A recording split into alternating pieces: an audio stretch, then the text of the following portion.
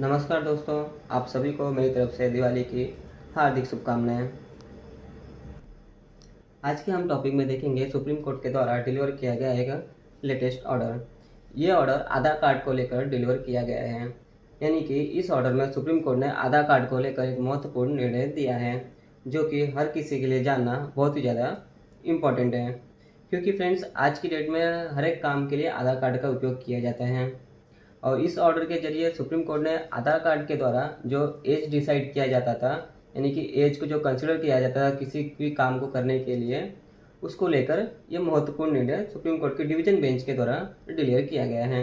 यानी कि आधार कार्ड से एज कंसिडरेशन को लेकर यह ऑर्डर डिलीवर किया गया है। इसलिए आप सभी के लिए ये वीडियो देखना बहुत ही ज़्यादा इम्पॉर्टेंट है, क्योंकि हर कोई आधार कार्ड का उपयोग करता है और हर आधार कार्ड के उपयोग करने वालों के लिए ये पूरा वीडियो जरूर देखना चाहिए। इसलिए फ्रेंड्स, आप मेरे इस वीडियो में स्टार्ट से लेकर एंड तक बने रहिए।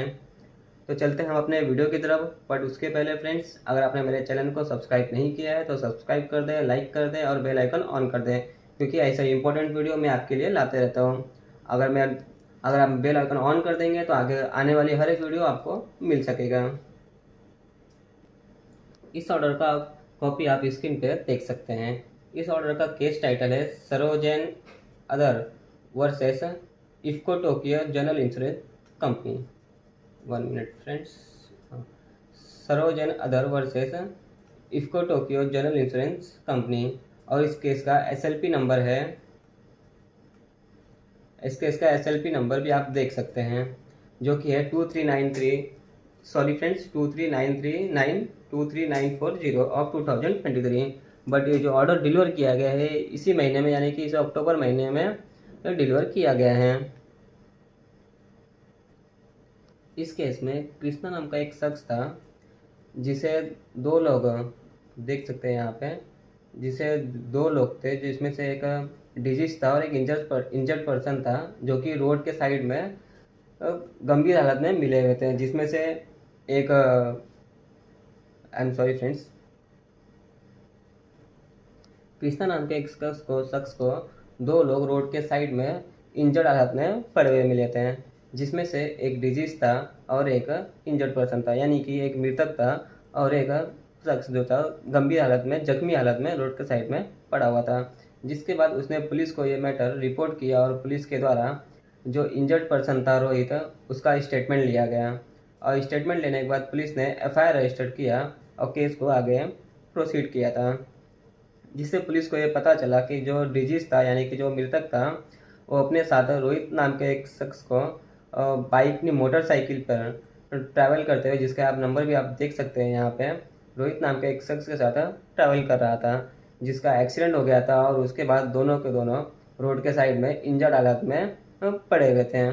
जिसके बाद उन्हें रोहतक के एक मेडिकल कॉलेज में लेके जाया गया था, बट जो डिजीज था उसकी मृत्यु हो गई थी और जो रोहित था वो गंभीर हालत में रोड के साइड में पड़ा हुआ था। इस केस में जो डिजीज था उसके फैमिली मेम्बर के द्वारा ये केस फाइल किया गया था, यानी कि डिजीज की वाइफ और जो सन थे, उन सन्स थे, उनके द्वारा ये केस फाइल किया गया था। डिजीज के जो फैमिली मेम्बर थे, यानी कि जो मृतक हैं, उनके जो फैमिली मेम्बर थे, उनके वाइफ और उनके बच्चे, उनके द्वारा इंश्योरेंस मोटर इंश्योरेंस जो था वो क्लेम किया गया था। जिसके बाद मोटर एक्सीडेंटल क्लेम ट्रिब्यूनल में ये क्लेम पिटिशन फाइल किया गया इंश्योरेंस के क्लेम को लेकर। रोहतक के मोटर एक्सीडेंटल क्लेम ट्रिब्यूनल में ये क्लेम पिटिशन फाइल किया गया था। ये पिटिशन 16 दिसंबर 2015 को फाइल किया गया था। जिसके बाद मोटर एक्सीडेंटल जो क्लेम ट्रिब्यूनल है रोहतक का, उनके द्वारा 7.5% के इंटरेस्ट के रेट के साथ जो क्लेम अमाउंट था वो 19,35,400 रुपीज़ का क्लेम अमाउंट ग्रांट किया गया था, यानी कि अवार्ड दिया गया था। जिसमें MACT यानी कि मोटर एक्सीडेंटल ट्रिब्यूनल ने रिस्पॉन्डेंट यानी कि जो इंश्योरेंस कंपनी थी उनको डायरेक्ट किया कि जो क्लेम अमाउंट है 19,35,400 रुपीज़ का, वो क्लेमेंट के अकाउंट में डिपॉजिट करें, यानी कि जो डिजीज के वाइफ और बच्चे थे उनके अकाउंट में डिपॉजिट करने के लिए ये डायरेक्शन इशू किया गया था। जिसमें से जो डिजीज के जो 2 बच्चे थे, जो इसमें क्लेमेंट नंबर 2 एंड 3 जो थे वो माइनर थे। माइनर होने की वजह से ट्रिब्यूनल के द्वारा 6 लाख रुपीज़ का ईच, यानी कि दोनों के लिए 6 लाख रुपीज़ का फिक्स डिपॉजिट करने के लिए भी कहा गया था, अप टू मेजोरिटी, यानी कि टिल मेजोरिटी तक ये फिक्स डिपॉजिट करने के लिए कहा गया था। जिसके बाद ये MSCT के द्वारा ये ऑर्डर डिलीवर किए जाने के बाद, यानी कि क्लेम अमाउंट डीजीज की फैमिली को दिए जाने के बाद, उसके बाद ये केस हाई कोर्ट में चैलेंज किया गया था। हाई कोर्ट में चैलेंज किया गया था, जिसके बाद हाई कोर्ट ने इस जो क्लेम अमाउंट जो MSCT के द्वारा दिया गया था उसे रिड्यूस कर दिया गया था।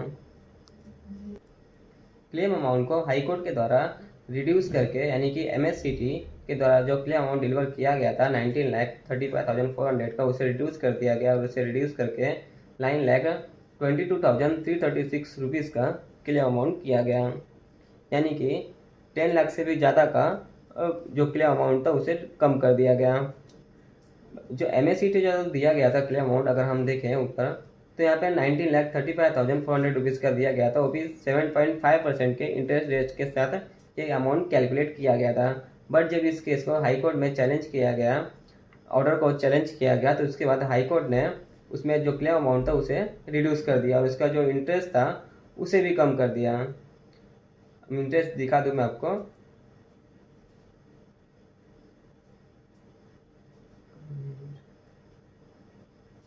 हाँ, हाई कोर्ट के द्वारा 6% इंटरेस्ट के साथ वो कैलकुलेट किया गया था। और जो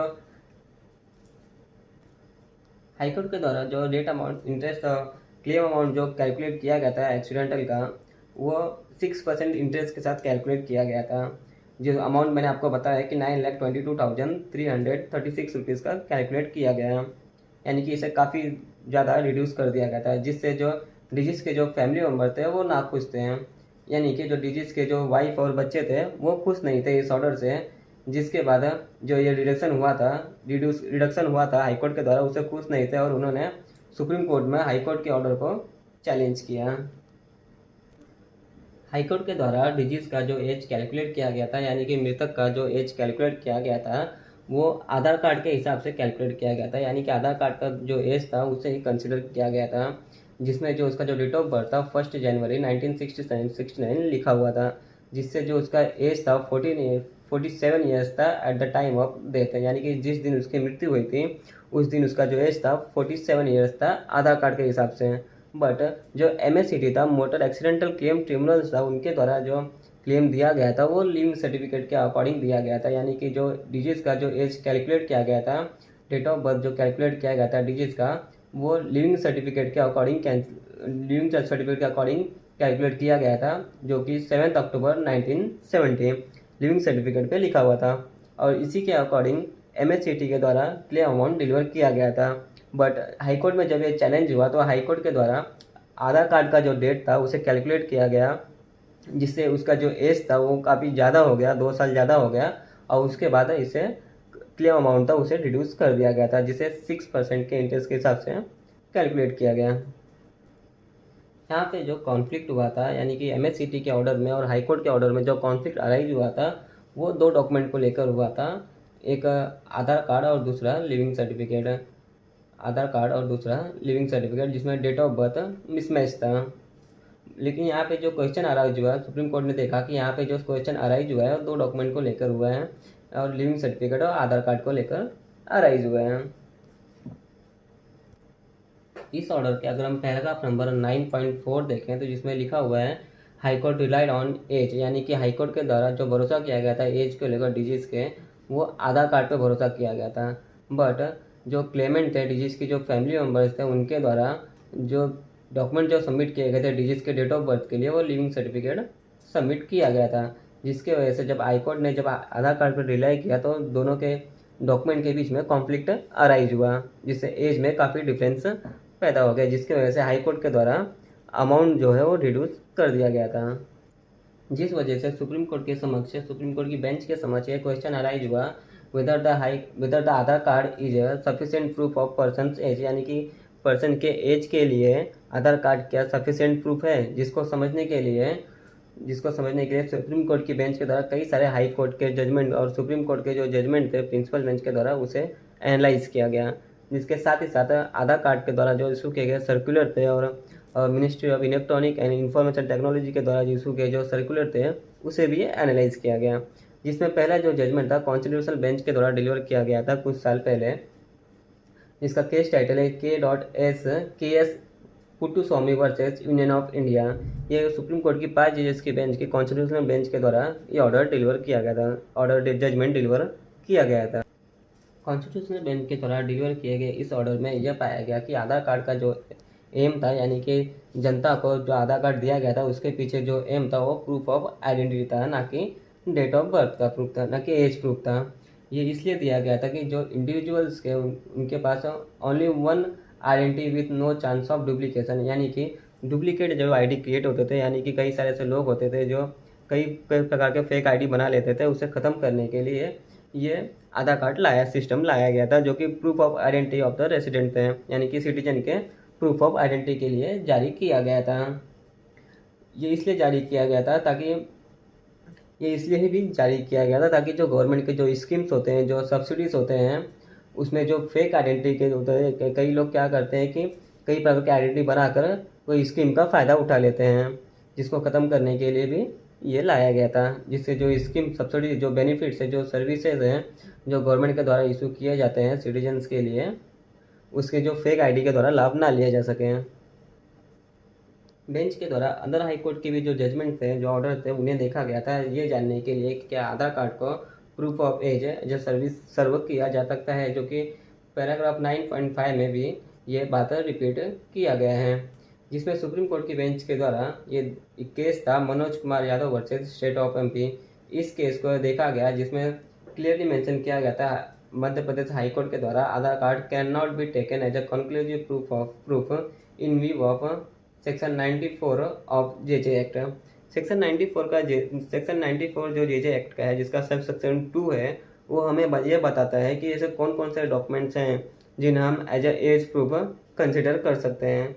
इससे रिलेटेड MP हाई कोर्ट का और एक जजमेंट था Shahrukh Khan versus state of MP, जिसमें यह कहा गया था कि जो स्कूल लिविंग सर्टिफिकेट है उसके अगर जेन्युइननेस को चैलेंज नहीं किया गया हो, यानी कि इसका मतलब ये हो गया कि अगर लिविंग सर्टिफिकेट का जेन्युइननेस है उसे अगर चैलेंज नहीं किया गया है, जो वैलिडिटी है उसे चैलेंज नहीं किया गया था, उसे as a proof of age consider किया जाएगा।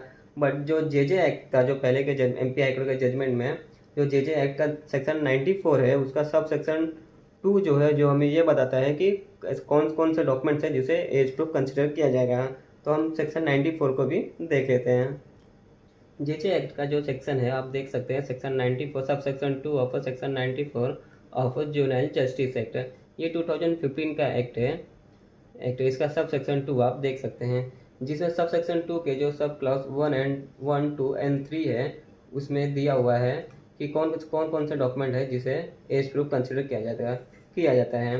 सब सेक्शन 2 के सब क्लॉज 1 अगर देखें तो इसमें लिखा हुआ है date of birth certificate from the school, यानी कि स्कूल के द्वारा भी डेट ऑफ बर्थ का सर्टिफिकेट इशू किया जाता है, जिसे हम बोनाफाइड सर्टिफिकेट भी कहते हैं।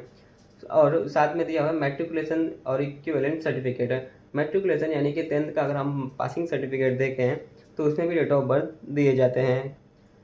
10th के एक्चुअली देखा जाए तो 2 मार्कशीट इशू होते हैं, एक मार्कशीट होता है और एक पासिंग सर्टिफिकेट होता है। जो पासिंग सर्टिफिकेट होता है, जो मार्कशीट के बाद इशू होता है, उसमें डेट ऑफ बर्थ लिखे हुए होते हैं, तो उसे भी as a age proof consider किया जाता है, क्योंकि वो एजुकेशनल एग्जामिनेशन जो बोर्ड होते हैं उनके द्वारा इशू किए जाते हैं।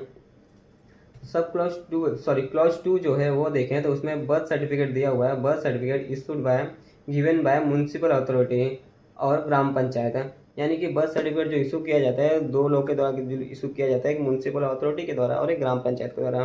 म्यूनसिपल अथॉरिटी जो होती है वो शहरों में होती है, टाउन वगैरह में होते हैं, और जो ग्राम पंचायत होता है वो गाँव साइड में होता है। तो गाँव साइड में ग्राम पंचायत के द्वारा बर्थ सर्टिफिकेट जारी किया जाता है, और शहरों में म्यूनसिपल अथॉरिटी के द्वारा, म्यूनसिपल कॉरपोरेशन के द्वारा जारी किया जाता है, जिसे भी as a birth proof consider किया जाएगा, ये सेक्शन 94 कहता है। क्लॉज जो 3 है वो ये कहता है कि अगर सब क्लॉज 1 और 2 दोनों अगर फुलफिल नहीं है तो क्लॉज 3 जो है वो अप्लाई होगा, यानी कि क्लॉज 3 जो है ओसिफिकेशन टेस्ट के बारे में बताता है। वो ओसिफिकेशन टेस्ट है, यानी कि बर्थ सर्टिफिकेट और लिविंग सर्टिफिकेट, मैट्रिकुलेशन सर्टिफिकेट वगैरह नहीं है तो थर्ड क्लॉज के द्वारा अब एज का जो है वो कंसिडर किया जाएगा, जिसमें कोर्ट के द्वारा ओसिफिकेशन टेस्ट के लिए लेटेस्ट मेडिकल का ऑर्डर दिया जाता है। मेडिकल एग्जामिनेशन ओसिफिकेशन टेस्ट का जो एग्जामिनेशन होता है उसके द्वारा ये देखा जाता है कि उसका जो एज है वो कितना है। पर मैं आपको जानकारी के लिए बता दूं कि जो ओसिफिकेशन टेस्ट के द्वारा जो एज कंसिडर किया जाता है वो कभी एक्यूरेट एज जो होता है वो नहीं होता है। उसमें या तो कम रहेगा या तो ज़्यादा रहेगा। इसका मतलब यानी कि एक दो साल कम रहेगा या एक दो साल ज़्यादा रहेगा। परफेक्ट एज तो कभी कैलकुलेट नहीं होता है। इसलिए जो कोर्ट के द्वारा जो डॉक्यूमेंट जो कंसिडर किए जाते हैं वो या तो लिविंग सर्टिफिकेट कंसिडर किया जाएगा, या बर्थ सर्टिफिकेट कंसिडर किया जाएगा, या मैट्रिकुलेशन सर्टिफिकेट कंसिडर किया जाएगा, या जो डेट ऑफ बर्थ सर्टिफिकेट जो इशू किया जाता है स्कूलों के द्वारा उसे कंसिडर किया जाएगा। ये डॉक्यूमेंट कंसिडर किए जाते हैं, जो कि हमारा जो सेक्शन 94 है और जे एक्ट का जो हमें बताता है कि ये डॉक्यूमेंट्स हैं जो बर्थ एज प्रूफ के लिए कंसिडर किए जाएंगे। Punjab and Haryana high court के भी कुछ ऑर्डर्स थे जिसको सुप्रीम कोर्ट की बेंच के द्वारा एनालाइज किया गया, जो कि Navdeep Singh and another versus state of Punjab and other. इस केस में भी Punjab and Haryana high court के द्वारा ये कहा गया था कि Aadhaar card were not a firm proof of age, मतलब कि आधार कार्ड एज प्रूफ नहीं है, यानी कि आधार कार्ड को एज प्रूफ नहीं माना गया है। या Punjab and Haryana high court के द्वारा क्लियरली बता दिया गया था अपने इस ऑर्डर में। और साथ ही साथ और भी दो ऐसे ऑर्डर्स थे Punjab and Haryana high court के जिसमें भी सिमिलर व्यू था कि आधार कार्ड जो है वो एज प्रूफ नहीं है, यानी कि आधार कार्ड को एज प्रूफ नहीं माना गया है।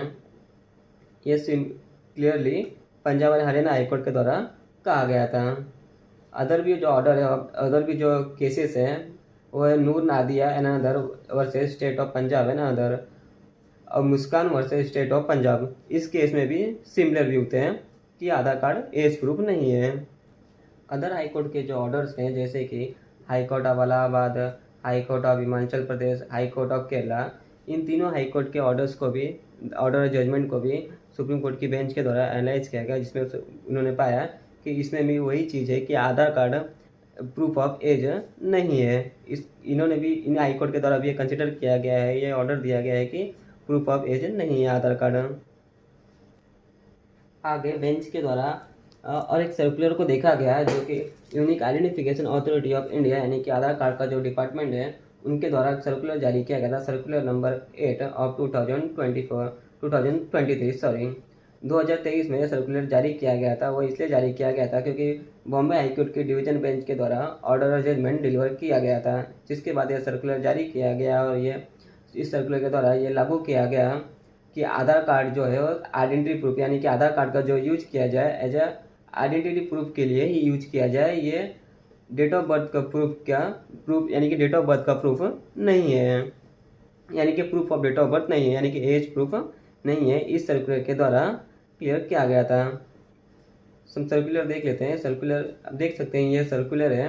ये सर्कुलर 22 दिसंबर 2023 को जारी किया गया था, जिसका सब्जेक्ट है accepting Aadhaar as a proof of date of birth. इसके रिगार्डिंग यह सर्कुलर जारी किया गया था, जिसमें ये क्लियरली मेंशन किया हुआ है an Aadhaar can be use for establishing identity of an individuals, यानी कि ये आईडी प्रूफ के लिए है और डेट ऑफ बर्थ प्रूफ के लिए नहीं है। इसके पैराग्राफ नंबर अगर हम 5 देखेंगे तो इसमें मेंशन किया हुआ है बॉम्बे हाईकोर्ट का जो ऑर्डर आया था, लेटेस्ट ऑर्डर, वो उसे देख सकते हैं। State of Maharashtra versus unique identification authority of India and others, यह 28 जुलाई 2023 को ऑर्डर आया इशू किया गया था। उसके बाद आधार कार्ड डिपार्टमेंट के द्वारा ये सर्कुलर जारी किया गया, जिससे ये क्लियर हो गया कि आधार कार्ड जो है वो एज प्रूफ के लिए नहीं है, वो ओनली सिर्फ आइडेंटिटी प्रूफ के लिए, जो कि सुप्रीम कोर्ट की कॉन्स्टिट्यूशनल बेंच के द्वारा अपने ऑर्डर में कहा गया था। सर्कुलर के बाद बेंच के द्वारा कुछ नए ऑर्डर्स जो डिलीवर किए गए थे हाल फिलहाल में, उसे भी एनालाइज किया गया है, जो कि गुजरात हाई कोर्ट के द्वारा डिलीवर किया गया था। गोपाल भाई नारायण भाई Vaghela versus union of India and other के केस में ये डिलीवर किया गया था। और सेकंड दिल्ली हाई कोर्ट के द्वारा डिलीवर किया गया था Sabana versus NCT of Delhi, जिसमें भी सेम यू पाया गया है कि Aadhaar card may not be use as a proof of date of birth, यानी कि आधार कार्ड का डेट ऑफ बर्थ के प्रूफ के लिए यूज नहीं किया जाता। इनमें भी यही चीज़ सुप्रीम कोर्ट की तरफ पाया गया कि आधार कार्ड एज प्रूफ नहीं है। सारी चीज़ों को एनालाइज करने के बाद केसेस सर्कुलर्स और केस के फैक्ट्स को देखने के बाद सुप्रीम कोर्ट ने ये माना कि जो MACT यानी कि मोटर एक्सीडेंटल ट्रिब्यूनल के द्वारा जो एज कैलकुलेट किया गया था, यानी कि जो डिजीज़ का जो एज था वो डिसाइड किया गया था लिविंग सर्टिफिकेट के स्कूल लिविंग सर्टिफिकेट के आधार स्कूल लिविंग सर्टिफिकेट के आधार पर, वो उसमें कोई भी एरर नहीं है। यानी कि लिविंग सर्टिफिकेट का जो एज था वो बिल्कुल सही है और आधार कार्ड में जो एज था वो गलत था। यानी कि आधार कार्ड वो एज प्रूफ नहीं है, लिविंग सर्टिफिकेट को ही एज प्रूफ कंसिडर किया गया है।